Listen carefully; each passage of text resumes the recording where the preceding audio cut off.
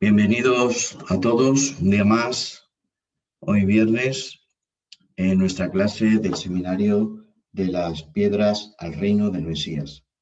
De nuevo es una bendición poder estar con todos vosotros y como este seminario llevamos ya, esta es la 7ª clase de hoy, en el cual que estamos viendo pues cómo Dios se manifiesta desde la antigüedad, desde las rocas, piedras, en los pozos, en las zarzas, en el monte Sinaí, y cómo Dios a través de Abraham elige un pueblo, lo saca de la esclavitud de Egipto y establece una Torá, una ley para Israel.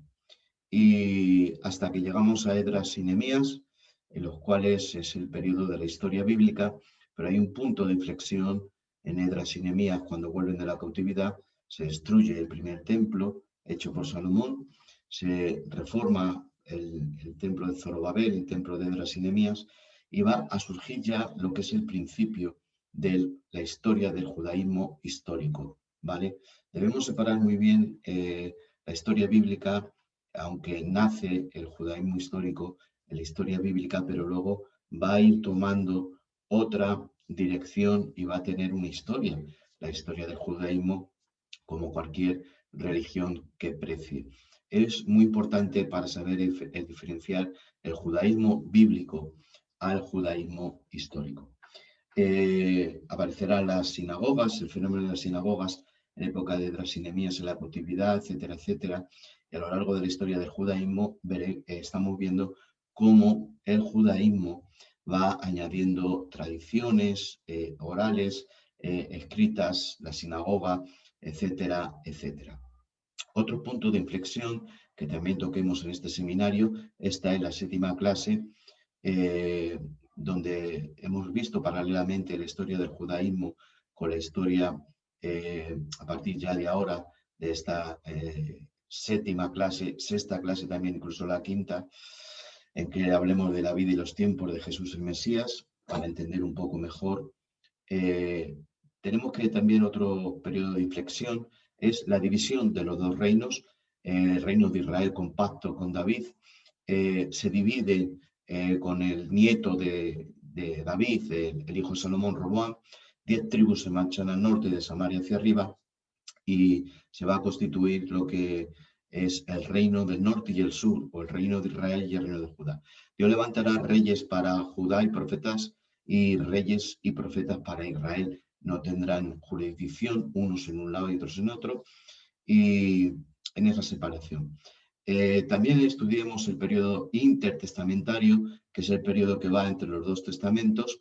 Es un periodo que no está en el canon bíblico, es cierto, pero sí que es un periodo histórico muy importante para entender los 4 evangelios, entender el contexto histórico en los tiempos de Jesús, el tiempo político, religioso de la época de Jesús, y vemos que ahí aparece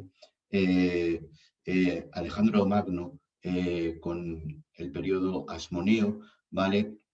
En el cual se levantan contra Alejandro Magno con su general Siluco, que heredó esa parte del imperio de Alejandro, que es Oriente Medio, y en esa invasión egipcia con Antíoco Epifanes y todos estos, aparece una familia de Modín, que se llaman los Macabeos, que levantan una gran revuelta israelí contra los griegos, que se marchan a los años en esas guerras, se marchan, y de ahí va a venir Alejandro Janeo, Juan Hircano, descendiente de estos macabeos, que harán una dinastía, podemos llamar la selúcida, donde se formarán los saduceos. Ya hablemos de lo que creían.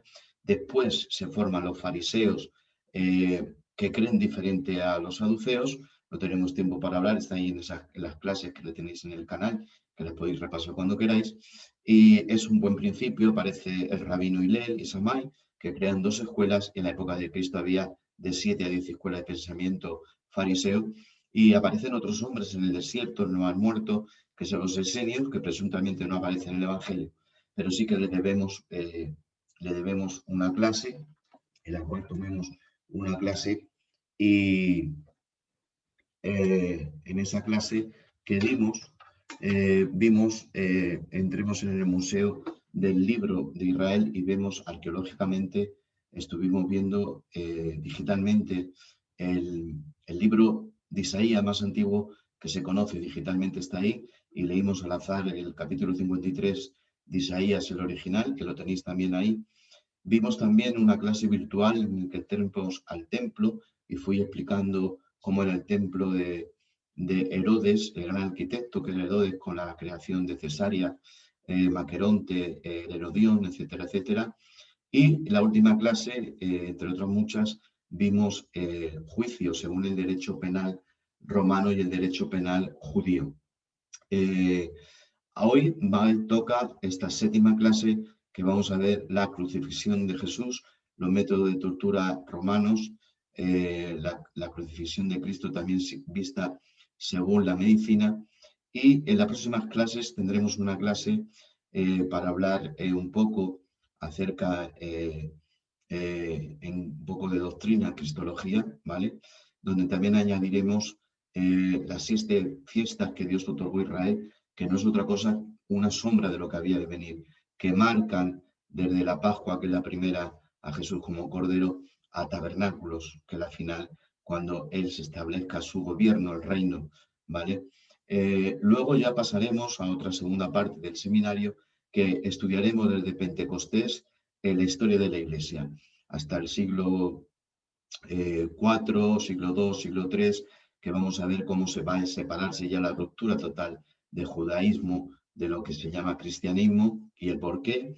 Veremos también la historia un poco del judaísmo paralelamente, que lo estamos viendo, la del cristianismo, con la aparición de Constantino, la hegemonía que tiene Éfeso, Antioquía, Jerusalén y Roma, aunque la que más hegemonía y lo único que va a quedar va a ser Roma, como Roma a medida de los siglos se van añadiendo concilios a la ruptura del Imperio Romano en Oriente y Occidente. La Iglesia también se divide en Oriente y Occidente y aparece la Iglesia copta, la Iglesia ortodoxa, la Iglesia católica tradicional, la Guerra de los 1000 años, las cruzadas, también hablaremos de las cruzadas, que la Iglesia tuvo que ver con las cruzadas.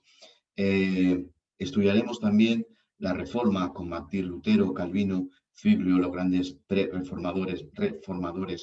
Hablaremos también de la Vulgata, la aparición de la Vulgata, de la Septuaginta, ¿vale? Traducciones de la Biblia, Casiodoro de Reina, Cipriano de Valera, un poco de reforma en España. Y también estudiaremos la historia del pentecostalismo, de los bautistas, y dejaremos también una clase para la historia de la Iglesia de Filadelfia, ¿vale? Y por último, el final de este seminario, hablaremos del reino del Mesías, desde las piedras, las rocas, los pozos, las zarzas, los montes, los templos, el periodo de la separación del judaísmo y la separación del cristianismo, los reinos de Judá, los reinos de Israel, la historia eclesiástica, etcétera, etcétera, pues estaremos ahí. Así que bueno, hoy es la clase séptima, como os he dicho, y vamos a entrar ya a ella, ¿de acuerdo?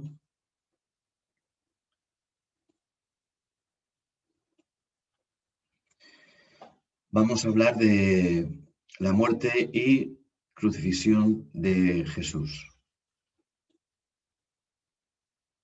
Nos dice el libro de Hebreos 9:22, casi todo es purificado según la ley con sangre, y sin derramamiento de sangre no se hace remisión de pecados. Por eso era necesario de que un hombre viniera a redimir el hombre. Por cuanto un hombre pecó, todos pequemos. Y así como por el hombre el pecado entró en el mundo, por otro hombre tenía que salir. Por eso dice la Biblia que en el principio era el verbo, en la deidad del Hijo, en uno, en esencia, con el Padre, y el verbo se hizo carne y habitó entre nosotros. Es una sombra, ya hablaremos en la próxima clase, si Dios lo permite, de que la justicia de Dios tiene que obrar contra el pecado. Eso lo tenemos claro. Y hay una víctima que es un prototipo, que es un cordero, una víctima donde la culpabilidad que Dios tiene que castigar el pecado cae sobre una víctima y esa sangre hace, por así decirlo, redención, remisión del pecado. Entonces Cristo es el cordero preparado antes de la fundación del mundo y con esa sangre ese derramamiento de esa sangre, nosotros tenemos el perdón de pecados. Para esta sangre hizo falta que Jesús como hombre, no como Dios, sufriera una tortura, ¿vale? La voluntad de Dios. Hay una pregunta que ¿quién mató a Jesús? Dice la Biblia en el libro de Números, se titula el capítulo,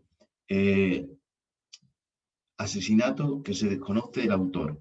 Y la ley de Números nos dice que los ancianos del pueblo más próximo tenían que investigar quién había matado a ese hombre que se hubiera encontrado en el campo, y si no se encuentra al culpable, estos ancianos sacrificarían un sacrificio y lavarían sus manos en agua y dirían: somos libres de la culpa de este muerto que se desconoce.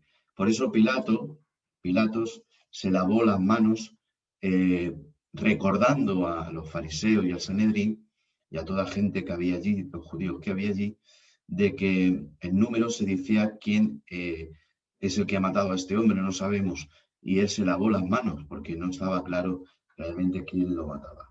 Eso ya lo vimos en la clase sexta, que es el juicio según el derecho penal romano y el derecho penal hebreo, y hoy vamos a hablar de ya la ejecución de Jesús. Tenemos que hablar que primero hay una flagelación, porque Pilato quiere soltarlo, y había 3 niveles de flagelación, ¿vale? Estaba el castigo normal, castigo medius y maximus. El castigo maximus era dejar a un hombre casi como quedó Jesús, medio en coma, era totalmente triturado. Y bueno, hablando de quién mató a Jesús, primero encontramos que Judas realmente es el que le entrega, el Sanedrín se lo entrega a Pilato, Pilato lo quiere soltar. Entonces tenemos que decir que realmente nadie directamente mató a Jesús. El culpable nos lo dice quién es. Isaías 53 nos dice: con todo y esto Jehová quiso quebrantarlo hasta el final. Entonces el propio Cristo dijo: nadie me quita la vida, la pongo de mi propia voluntad, tengo poder para quitarla y tengo poder para volverla a tomar. Voluntariamente él se entregó a esto, porque le dice a Pilato: tú no sabes que yo, si quiero, oro a mi Padre y mando una legión y acaba con todo, pero ¿cómo se cumpliría todo lo que está escrito de mí? Entonces, al llegar aquí, la flagelación era un preliminar antecedente a la ejecución romana, y solamente senadores romanos, soldados o mujeres estaban exentos, se los castigaba de otra manera, pero no con una flagelación como la que vamos a ver. El instrumento usual, que ahora lo mostraré, era un azote corto, una vara de cuero de plástico que se llamaba flagellum o flagellum, que tenía varias tiras de cuero sencillas, entrelazadas, y las había de diferente longitud, y en las que se ataba pequeñas bolas de hierro en las puntas de esas tiras de cuero, o trocitos de hueso de ovejas, y también ocasionalmente se utilizaban varas con pinchos que se golpeaba a la víctima también con ellas. Para la flagelación, el hombre era totalmente humillado, era desnudo completamente, sus manos se las ataba a un poste, entonces la espalda, las nalgas, las piernas eran azotadas, estaban al descubierto, bien fuera por 2 soldados o incluso una cuadrilla que alternaban la posición, no solo la espalda, sino también luego se le daba la vuelta boca arriba, también se le golpeaba. La severidad, lo severo que era la flagelación, pues ya dependía de la orden que se daba a los verdugos, y el objetivo era debilitar, según el grado que se quisiera, a la víctima. Y como digo, el castigo máximo que se recibió Jesús es acercarlo a un estado lo más próximo al colapso o a la muerte, pero sin matar. Es decir, los que pegaban eran expertos, no era como en las películas, que están en el patio allí con los caballos y hay 4 guardias y los cogen ahí. No, eran gente especialista en el castigo, eran verdugos en el castigo. Después de la flagelación, los romanos se burlaban, humillaban a lo que eran las víctimas. Bueno, aquí tenéis lo que es el flagellum romano, ¿vale? La flagelación mediante el látigo o el flagellum, el fabulum, era, como he dicho, un preámbulo legal romano a toda ejecución penal. Era una vara corta de cuero que tenía, como he dicho, bolitas o huesos de oveja, de animales. Los soldados azotaban vigorosamente vez tras vez la espalda de la víctima, y las bolas de hierro causaban contusiones muy profundas, dicen los médicos. Las tiras de cuero con los huesos de oveja cortaban la piel, la lacedaban y los tejidos debajo de la piel. Entonces, a medida que se seguía pegando a la víctima, las heridas llegaban hasta los músculos, la masa muscular y esqueléticos, y se arrancaba también masa muscular, se llevaban el flagellum, se llevaba tejido muscular y piel. Bueno, aquí veis lo que es el flagum romano, era un mango de madera, también podía ser de cuero.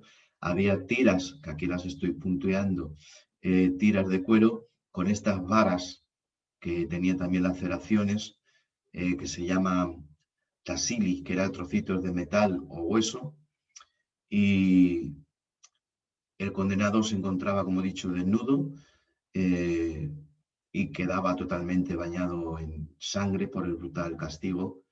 Estaba encorvado, humillado. La flagelación producía laceraciones en forma de rayas, considerable pérdida de sangre, y probablemente contribuyó al shock hipovolémico que Jesús sufrió, como se evidencia por el hecho que Jesús estaba demasiado débil para llevar la cruz, el patíbulum, que así se llamaba, ahora explicaré lo que era el patíbulum, hasta el monte Gólgota. Cuando los soldados azotaban repetidamente y con toda su fuerza las espaldas de la víctima, las bolas de hierro causaban profundas contusiones, y la tira de cuero y los desgarraban la piel y el tejido subcutáneo. Al continuar los azotes, las laceraciones cortaban hasta los músculos, produciendo tiras de carne y músculos sangrientas que colgaban de la carne desgarrada. El dolor y la pérdida de sangre usualmente creaban las condiciones para un shock circulatorio. La cantidad de sangre perdida podía muy bien determinar cuánto tiempo el reo podría sobrevivir en la cruz. Vamos a hablar un poco de la crucifixión romana. La crucifixión no era un invento romano, tengo que deciros. Probablemente comenzó entre los persas. Quizá se dice los historiadores que era un invento de los persas, y Alejandro el Grande introdujo la práctica en Egipto y también en Cartagena. Y parece ser que los romanos aprendieron la crucifixión de los ejércitos de Cartago, de los cartagineses. A pesar de que los romanos no inventaron la crucifixión, sí que la perfeccionaron como forma de castigo más doloroso y tortura diseñada para producir una muerte lenta, con máximo dolor y sufrimiento. La cruz estaba diseñada, perfeccionada por los romanos para que fuera lo más lenta posible y lo más doloroso y el sufrimiento más grande posible. Fue uno de los métodos de ejecución más crueles y degradantes de las culturas de la historia, y se reservaba únicamente para esclavos, extranjeros, revolucionarios o los más viles criminales, o sea, para criminales. La ley romana usualmente protegía a los ciudadanos romanos de la ejecución, con excepción tal vez a los soldados que desertaban, que sí podían ser crucificados. También se decía que aquellos cuadrilla que llevaban a un crucificado al lugar donde se debía de crucificar, si se les moría en el camino, ellos también eran castigados. No se sabe si también crucificados, pero sí que eran castigados.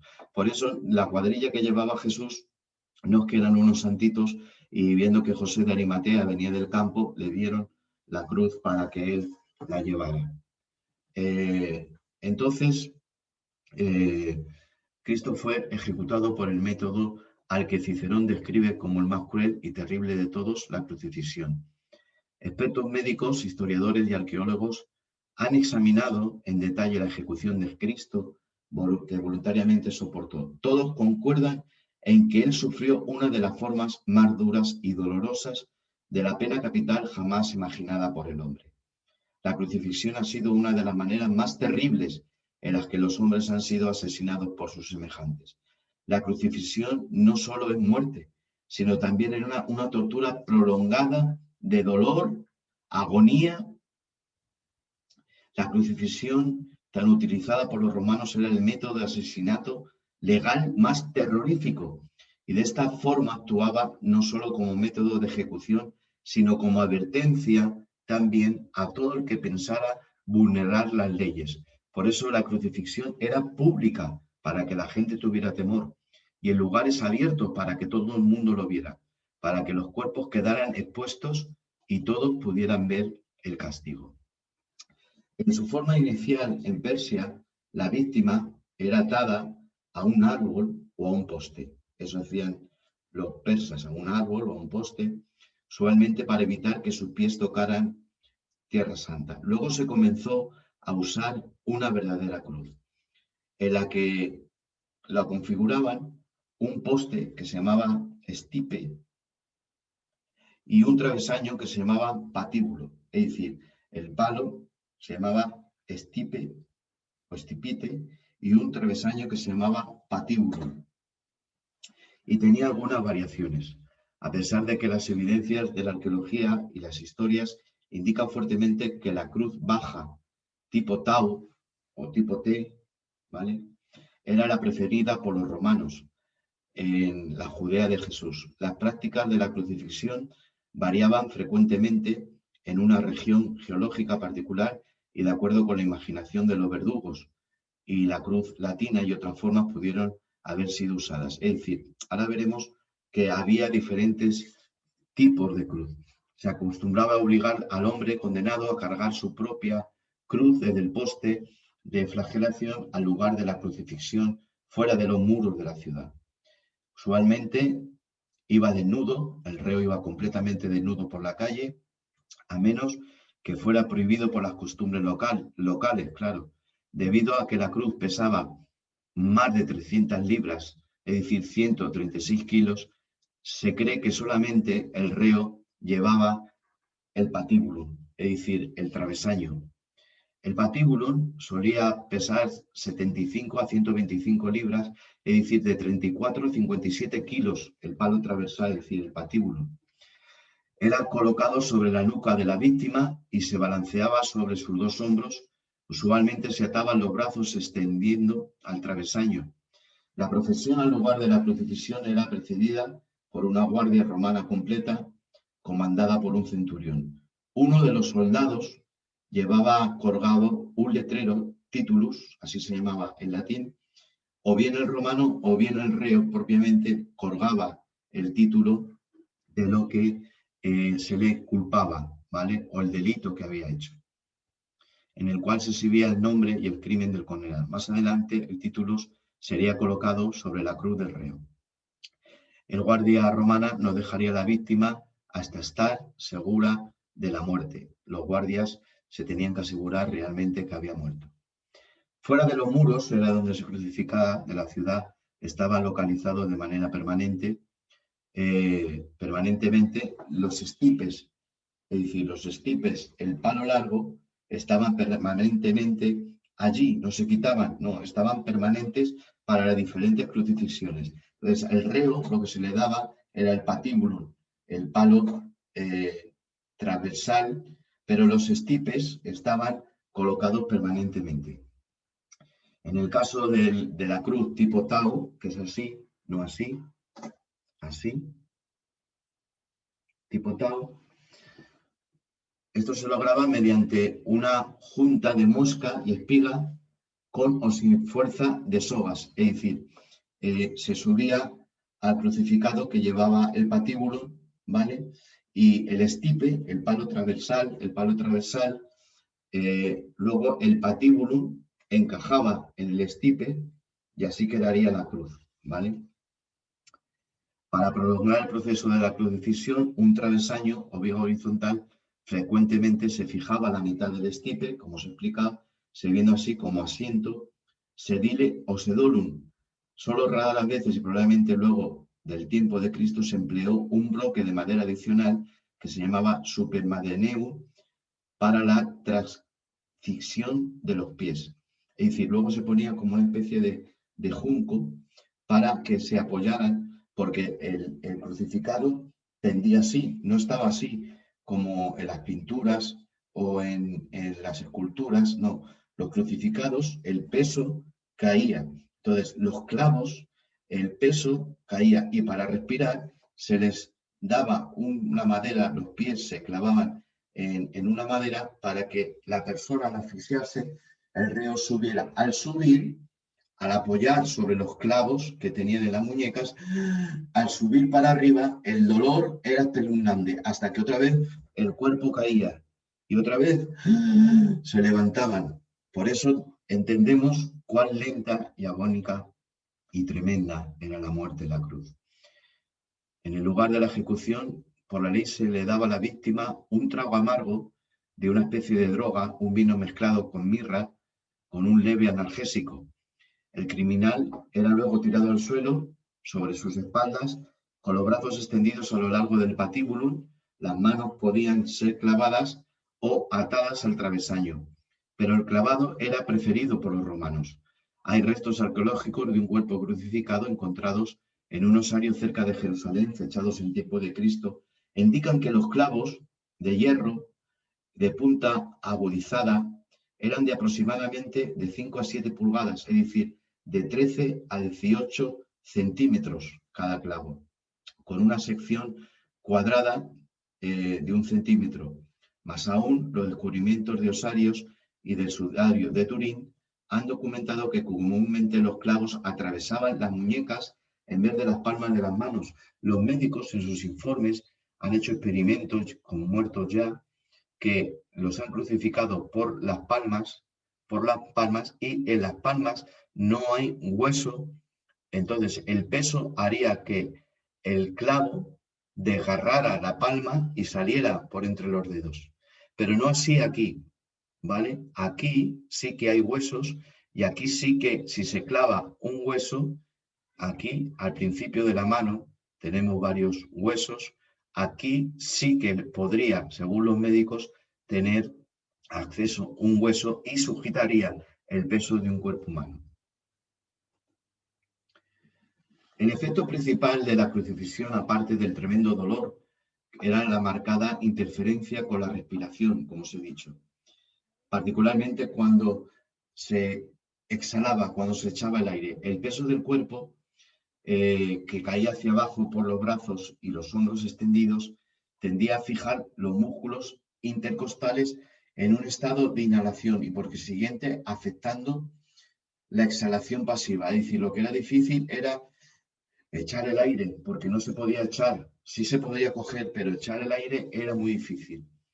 De esta manera, la exhalación, echar el aire, era primariamente con el diafragma y una respiración muy leve.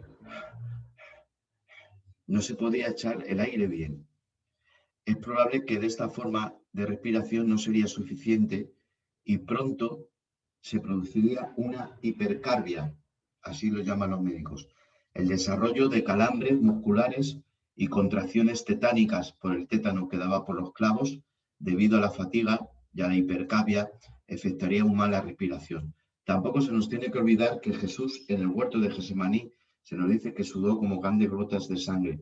Ese es un síndrome que existe cuando alguien tiene mucho estrés o mucho miedo o angustia, se levanta una especie de sarpullido muy grande por la piel y ese sarpullido se hace de tal grosor que estira la dermis y epidermis y se rompe y empieza a salir puntitos de sangre porque se dilatan los vasos sanguíneos y se rompe ese sarpullido y ese sarpullido empieza a sangrar. Ya Jesús había sufrido, en el huerto la hematidrosis y estamos hablando de los azotes y también la crucifixión.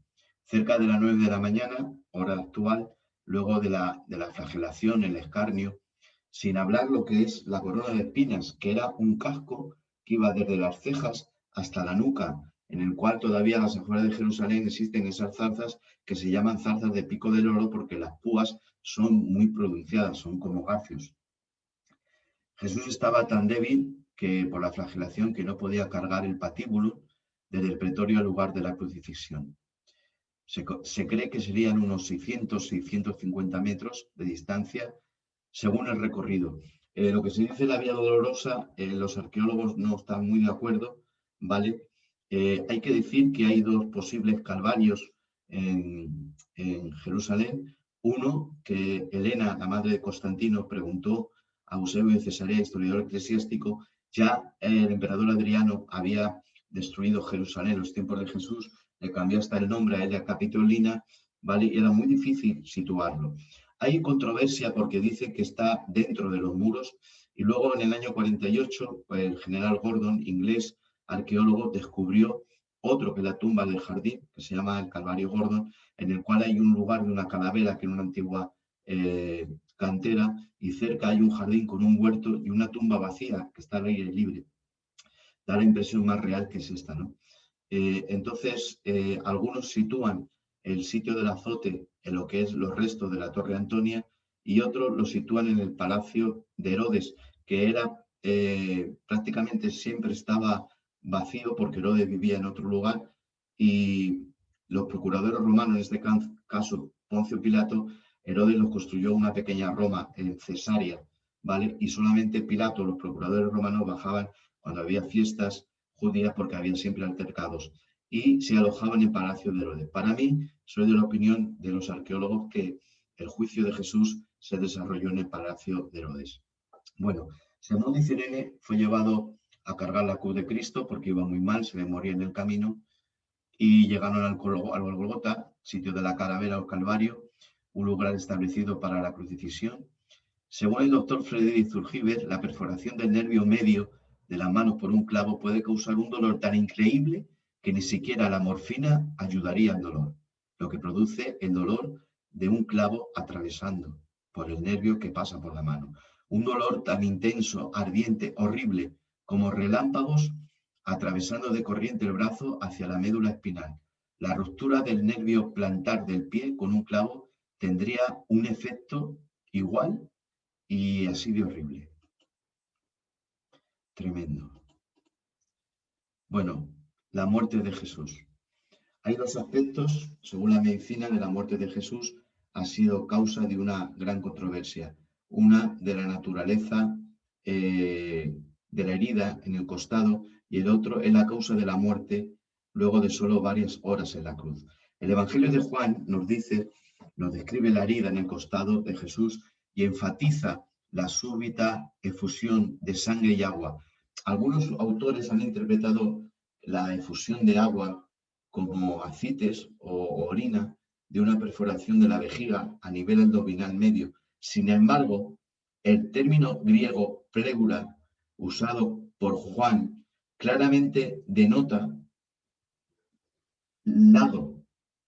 En el Evangelio de Juan habla pleura, que fue dado una lanzada en el costado, es decir, en griego pleura, una lanzada en la pleura.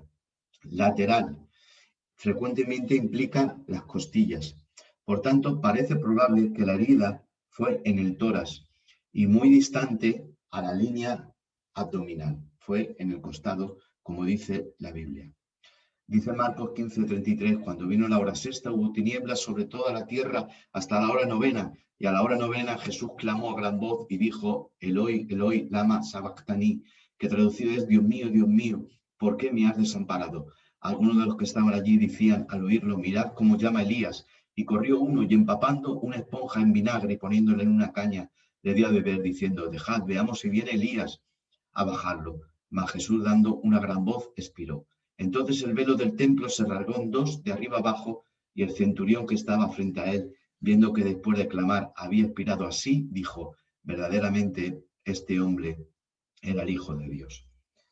Por consiguiente, los médicos dicen que el agua que salió del costado de Jesús, que el romano dio la lanzada para asegurarse que estaba muerto, ellos rompían las piernas para que ya no se levantaran a respirar. Entonces rompían las rodillas para que ya no tuvieran para respirar y murieran más rápidamente.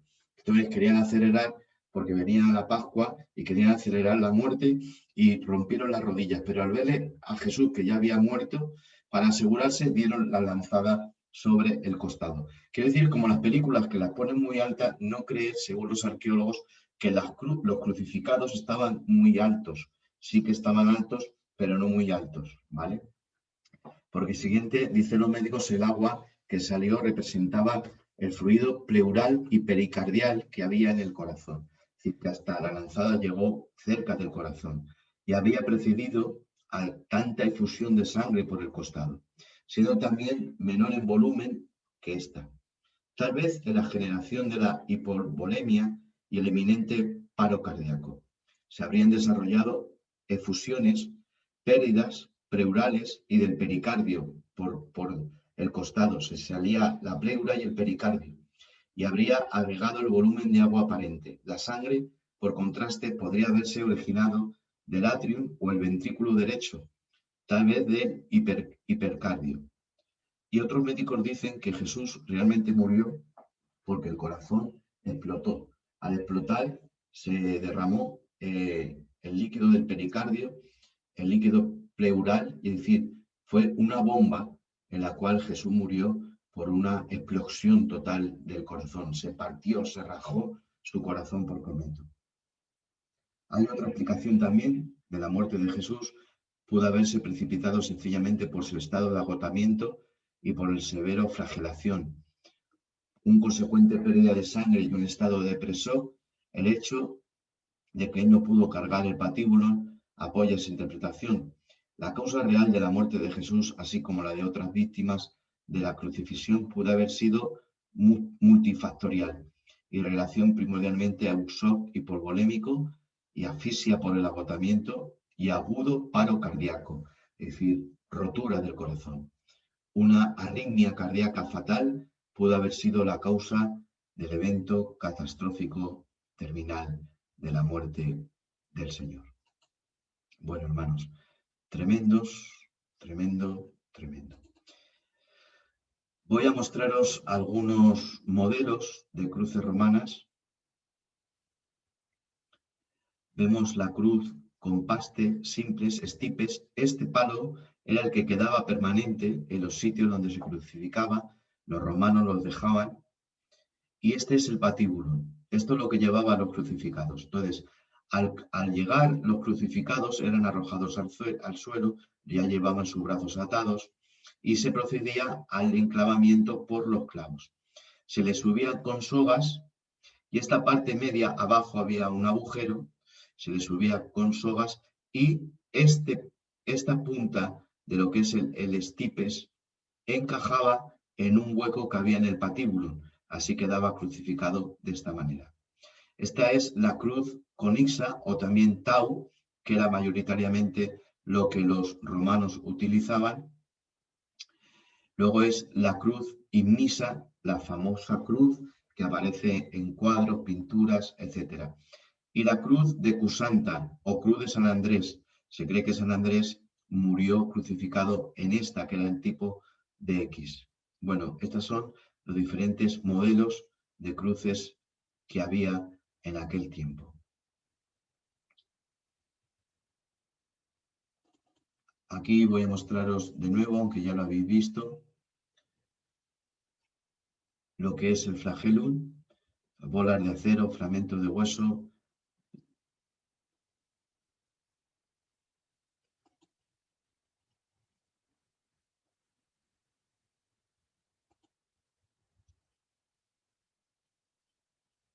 Vamos a ver un resto arqueológico que se encontró de un clavo que se cree que es del siglo I, de un crucificado. Se encontró el hueso del tobillo y el clavo. Hemos dicho que medía de 13 a 18 centímetros.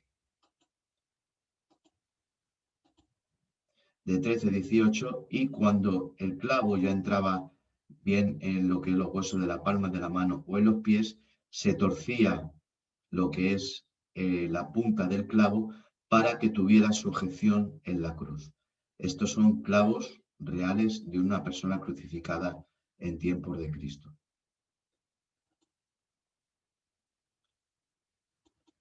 La corona de espinas para mayor dolor.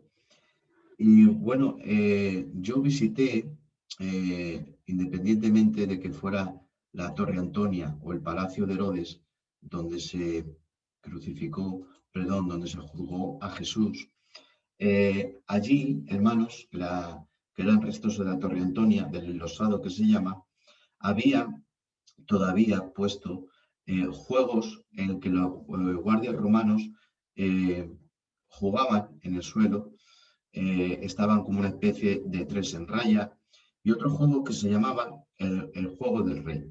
El juego del rey puesto en el suelo, estaban trazados, labrados en el suelo para entretenerse en los descansos de las guardias romanas, se ponían dos rayas en el suelo, y se ponían tres piedras o seis piedras, ocho piedras en un lado y otros tres o seis en otro. Entonces jugaban dos jugadores.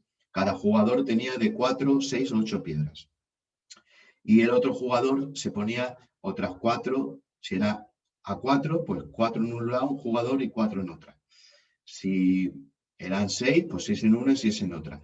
Y por el centro se lanzaba una piedra más grande, más gorda. Entonces, el juego consistía que al lanzar la piedra, un jugador con sus piedras debía de golpear a la piedra gorda que había pasado por el medio y llevarla lo más cerca al equipo contrario. Si conseguías tú con tu piedra dar a la piedra central y la piedra central pasarla al otro bando, era un punto.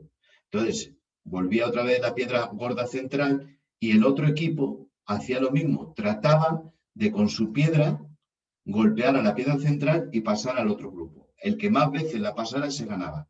Se llamaba el juego del rey. Entonces, nos dice el Evangelio que, como Jesús dice, eres tu rey, hicieron esta corona de espinas o una semejante, le taparon los ojos y probablemente llevaron a la práctica humanamente el juego del rey. Se hizo dos equipos de la cuadrilla romana que hubiera allí, perdón, de 8 y 8 o 4 y 4, y la piedra gorda sería Jesús. Y le golpeaban unos a otros, y el juego del rey podría ser ese que jugaban en la piedra, pero llevado a la práctica con Jesús. Es decir, que Jesús era la piedra central y cada equipo jugaría a contra más golpes, echarlo sobre el otro, y el otro sobre el otro, y el otro sobre el otro, tirando de la barba, golpeando, azotando, en fin. Bueno,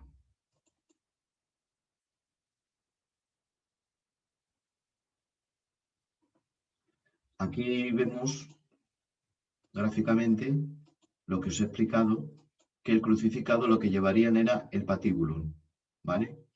Y se quedaba fijo permanente el estipe. Entonces, pesaba de 36 a 57 kilos, ¿vale?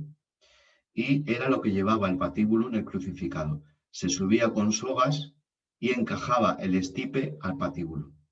Y luego esta caña era una caña o cuña que se ponía para que se apoyara los pies y se levantaran al respirar, ¿vale? Porque el cuerpo tendía a caer cuando se era crucificado y era muy difícil la respiración.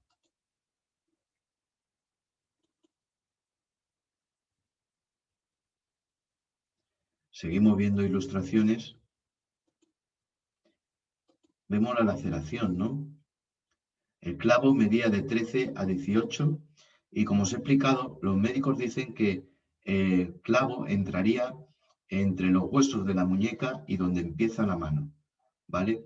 Ahí el clavo encajaba, ¿vale? Por los huesos que había. Por aquí pasa la arteria radial, el músculo de flexor del pulgar. Entonces, al clavar, el pulgar se tendía a cerrar y el clavo entraba en el madero, se torcía la punta, como hemos visto, para que quedara bien enclavado.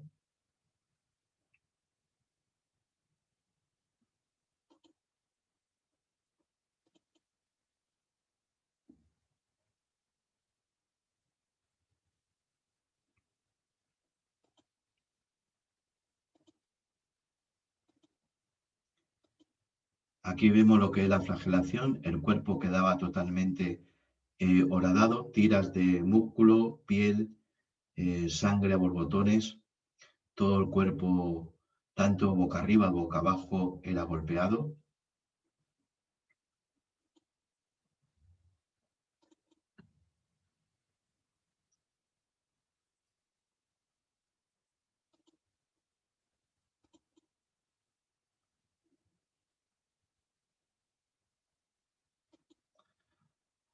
Este ya lo hemos visto.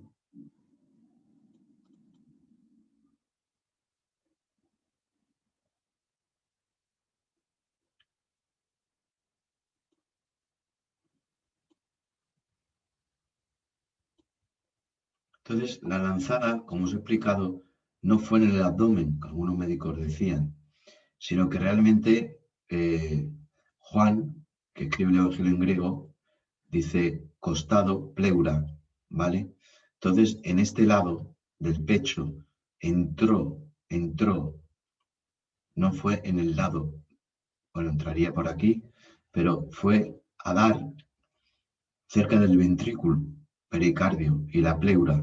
Por eso salió sangre y agua. Aquí está el corazón y la muerte de Cristo es un shock por varios motivos que le hace que el corazón explote o reviente.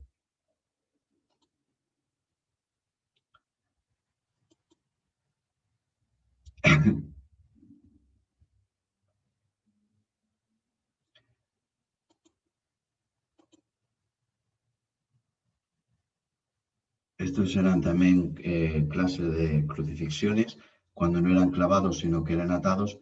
Había crucifixiones que eran solo los pies, pero no, esto era para producir una muerte rápida, no la de Jesús, que era más dolorosa y más lenta. Esta era cuando se pretendía una muerte rápida.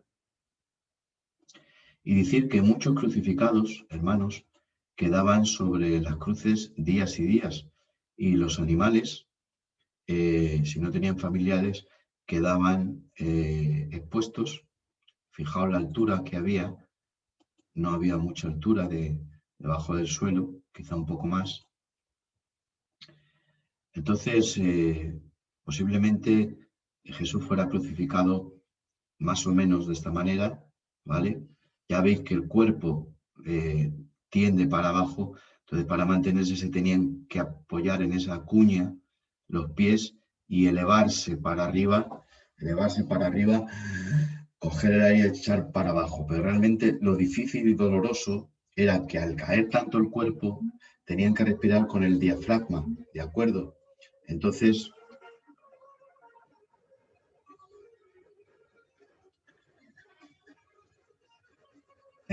el cuerpo quedaba totalmente para abajo y era difícil el respirar. Bueno, pues hermanos, este ha sido la clase de hoy. Es una clase realmente tremenda de lo que el Señor padeció y lo que el Señor, hermanos, sufrió por todos nosotros.